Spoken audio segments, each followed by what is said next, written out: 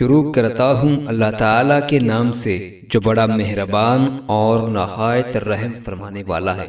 حضرت اسامہ بن زید رضی اللہ تعالیٰ عنہ سے روایت ہے، وہ بیان کرتے ہیں کہ ہم رسول اللہ صلی اللہ علیہ وآلہ وسلم کے پاس تھے کہ آپ کی ایک صاحبزادی زینب کے بھیجے ہوئے ایک شخص آپ کی خدمت میں حاضر ہوئے کہ ان کا لڑکا جان کنی میں مبتلا ہے اور وہ نبی کریم صلی اللہ علیہ وآلہ وسلم کو بلا رہی ہیں۔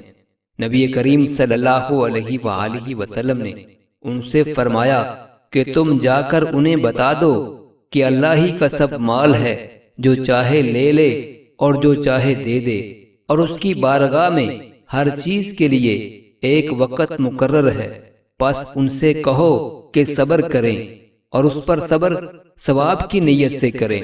صاحبزادی نے دوبارہ آپ کو قسم دے کر پیغام بھیجا کہ آپ ضرور تشریف لائیں۔ چنانچہ نبی کریم صلی اللہ علیہ وآلہ وسلم کھڑے ہوئے اور آپ کے ساتھ سعد بن معاذ اور معاذ بن جبل رضی اللہ تعالیٰ عنہما بھی کھڑے ہوئے۔ پھر جب آپ صاحبزادی کے گھر پہنچے تو بچہ آپ کو دیا گیا اور اس کی سانس اکھڑ رہی تھی جیسے پرانی مشک کا حال ہوتا ہے۔ یہ دیکھ کر نبی کریم صلی اللہ علیہ وآلہ وسلم کی آنکھوں میں آنسو بھر آئے۔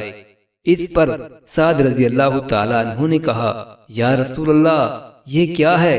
نبی کریم صلی اللہ علیہ وآلہ وسلم نے فرمایا کہ یہ رحمت ہے جو اللہ تعالیٰ نے اپنے بندوں کے دلوں میں رکھی ہے، اور اللہ بھی اپنے انہی بندوں پر رحم کرتا ہے جو رحم دل ہوتے ہیں۔